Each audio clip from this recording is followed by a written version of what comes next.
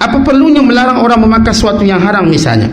Dalam masyarakat yang seluruh sistem perekonomiannya riba, dimungkinkan seluruh harta haram sehingga tidak seorang pun makan dari yang halal. Sebab seluruh sistem sosial ekonomi tidak didasarkan syariat Allah. Apa guna melarang dari orang berbuat keji? Misalnya dalam masyarakat yang hukum dan peraturan tidak menganggap penzinaan sebagai perbuatan jenayah. Tuan-tuan kata, saya kutuk. Kita nak marah ni riba. Masalahnya sistem tu riba. Tuan-tuan, bila KWSP tukar sistem syariah dengan dana permulaan 100 bilion, arti sasaran lebih kurang 500,000 pendeposit ataupun yang menyimpan dalam KWSP. Terhad yang kita dah sebut bahawa kalau pemerintah sedar kewajipan mereka laksanakan Islam, maka semua pendeposit Islam automatik bertukar syariah. Tapi tuan-tuan lihat siapa yang menakut-nakutkan sistem ini. Setengah orang Islam berkata, kalau kamu tukar pada syariat Islam, kamu tak akan dapat dividen 6% keuntungan. Mereka masih fikir keuntungan berbanding murka Allah. Seorang juga bercakap, kita tidak boleh tukar mendadak, kerana hal-hal ni kita tak boleh buat mengejut, slow. Walau ketika mana mereka buat riba, mereka buat mengejut sehingga semua terkena riba. Semua ustaz-ustaz simpan kedai semua terkena. Tapi bila Islam, kita nak buat slow. Tuan-tuan, dalam proses itu bagaimana terus ada suara yang cuba memperkecilkannya, yang cuba menakut-nakutkan dengan dividen yang berkurang, yang sekian. Tuan-tuan, inilah bila mana pemerintah tidak tegas, membiarkan suara was-was ini berlega. Saya bercakap dengan seorang sahabat saya pegawai di KWSP. Sebagai orang Islam menentang sistem ini. Tak nak. Benda sistem Islam ni susah belaka ni. Dia menentangnya. Dia tak nampak kewajiban. Dia tak nampak perkara itu suatu kewajiban dia. Kenapa tuan-tuan? Kerana dasar pemerintah sudah menjadikan riba sebagai ekonomi. Cuba pemerintah ubah je benda tu. Bahawa semua bank mesti pembankan Islam. Tak boleh. Bank-bank sudah membuktikan pembankan Islam tak pernah rugi.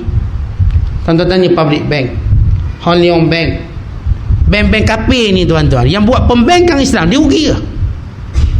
Dia tak rugi. Habis apa yang menjadikan sebab dia tak boleh ubah semua sistem Islam?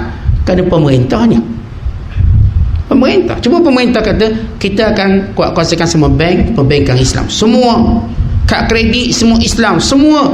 Tuan-tuan lihat bagaimana pemerintah menyelamatkan iman orang-orang lemah. Iman orang-orang jahil. Bahkan menyelamatkan semua. Sebab tu sebahagian iman boleh diselamatkan oleh pemerintah, bukan oleh para pendakwah.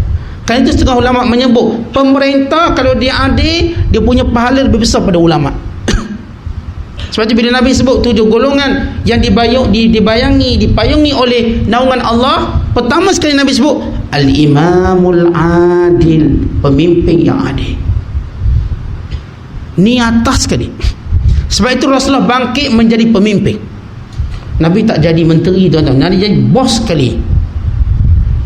Kan Nabi tahu dengan bos tu boleh buat banyak perkara, boleh menyelamatkan iman orang lemah. Tuan-tuan bayangkan kalau saya jadi pemerintah misalnya, lalu saya kata baik, KWSP semua tukar cara Islam, saya selamatkan semua orang Islam daripada riba. Bukankah pahala saya besar? Akhir simbang si abu yang biasa dengan riba, okey, tak ada masalah, pemerintah darah kita ikut, kita tak pemimpin nombor 1, okey, alhamdulillah. Tuan-tuan lihat berjaya, sistem bank ditukar. Masalahnya kita, tuan-tuan, halung-halung tu hidup kenapa? Kerana kita bagi lesen, tu je. Kita ingatkan halung ni illegal, rupanya legal, dibenarkan. Dia pun tulis okey, pemberi pinjaman berlesen. Tuan-tuan bayangkan orang tu pinjam 1,000 naik 14,000. Tuan-tuan, riba apa yang dibenarkan oleh pemerintah? Pinjam 1,000 naik 14,000 dan dia tak dikenakan tindakan. Hanya individu datang ni, Satuan Pengguna Islam datang, tekan-tekan dia, barulah deal. Walau itu kerja pemerintah. Kalau pemerintah haramkan semua pemungut wang ini, habis cerita. Tuan-tuan, masalahnya bila sistem, tuan-tuan tak boleh cegah kemungkaran. Maksud saya, kita cegah, dia akan terus tumbuh. Saya duk cerita bab riba. Masa Ustaz nak macam mana Ustaz? Kita beli ni riba. Kalau kaki tangan kerajaan misalnya, ataupun siapa pun, kita nak beli rumah, dana ni kita tak ambil dengan bank, kita ambil pemendalaan negara. Dan bila saya nak beli rumah, saya kata saya nak cara Islam, Saya nak cari Islam. Saya tak tahu borang mana. Dia pun tak tahu borang mana. Ada sahabat saya dah cakap cari Islam, dapat cara konvensional juga. Sampai macam tu. Tak popularnya. Walaupun pemerintah buat satu je arahan, semua kakitan kerajaan nak pinjam, sebab ini bukan pinjam bank tau, pembenahan negara.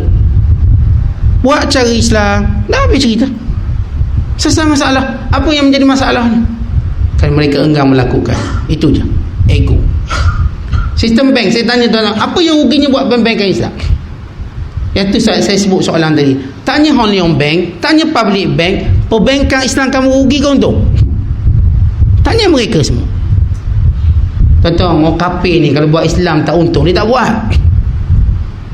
Dia buat kerana untung.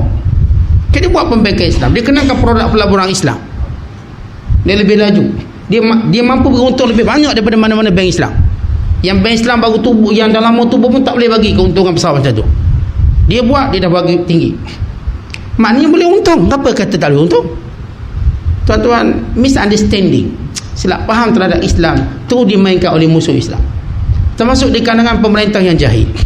Walhal kalau kita tuan-tuan betul-betul buka mata kita, Islam tidak pernah menghalang mana-mana keuntungan kita dapat. Bukan Allah berkati keuntungan tadi.